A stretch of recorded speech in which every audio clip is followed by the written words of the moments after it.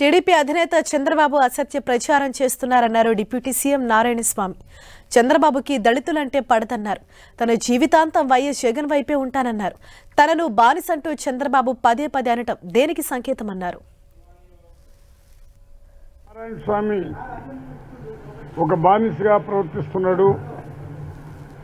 నిజంగా దళితులంటే ఆయనకి ఎంత గౌరవం ఉందో నాకు అర్థం కావట్లా. ఎన్నో పర్యాలు నేను చెప్పిన చంద్రబాబు నాయుడు పుట్టుక నుంచి కూడా ఆయనకి బుద్ధి వచ్చినప్పటి నుంచి కూడా ఎస్సీలంటే శత్రువుగా చూసే మనస్తత్వం కలిగిన వ్యక్తి అతను. ఏదో భగవంతుని యొక్క కృప వలనో లేదా వాళ్ళ తల్లిదండ్రుల యొక్క వాళ్ళ కడుపులో పుట్టిన యొక్క ఆ పరిస్థితి వలనో ఆయన ముఖ్యమంత్రి కూడా అయినాడు. ఒక ముఖ్యమంత్రి అయినాక ఏ విధంగా మాట్లాడాలనేది కూడా ఇప్పటి వరకు తెలుసుకోలేదంటే నిజంగా నేను చాలా సిగ్గుపడుతున్నా.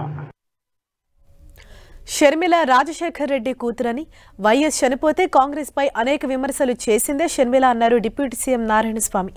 ఇప్పుడు కాంగ్రెస్ లోకి ఎలా వెళ్లారు, జగన్ వ్యతిరేకులతో ఎలా చేతులు కలిపారో ఆమె చెప్పాలన్నారు నారాయణస్వామి.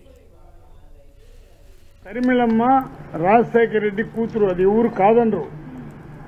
జగన్మోహన్ రెడ్డి రాజశేఖర రెడ్డి పేరు, రాజశేఖర రెడ్డి యొక్క ఆయన యొక్క చరిత్రని ఆకాశాన్ని తీసుకుని పోయి ప్రజల గుండెల్లో శాశ్వతంగా పెడతా ఉండడు. ఇదే షర్మిలమ్మ రాజశేఖర రెడ్డి బతికుంటే కాంగ్రెస్ ముఖాన ఉమ్ముతుందని చెప్పింది షర్మిలమ్మ ఆమె. ఇదే షర్మిలమ్మ మా నాయన చనిపోతే ఎఫ్ఐఆర్ కట్టినారని చెప్పింది ఆమె. దేంట్లో మాట్లాడినా కాంగ్రెస్ ని పతనం చేయాలని మాట్లాడింది ఆమె. ఈరోజు అట్ట ఆమె పోయి జగనానికి ఎవరెవరు వ్యతిరేకుండా వాళ్ళకంతా ఇచ్చుకుంటూ తిరుగుతూ పోయి ఈ విధంగా ఏదో ఒకటి చెప్పాలని చెప్పే కార్యక్రమాలు చేస్తున్నది. ఆ విజ్ఞతకు వదిలేస్తున్నాము. జన్మలో ఒక తల్లి అన్నదమ్ములుగా ఇంకొక అన్న చెల్లి ఇంకొక జన్మలో పుట్టరు. ఆమె నిశ్చితార్థానికి కూడా తన బిడ్డ కొడుకు నిశ్చితార్థానికి పిలిస్తే జగన్మోహన్ రెడ్డి వాళ్ళ భార్య పోయినారు.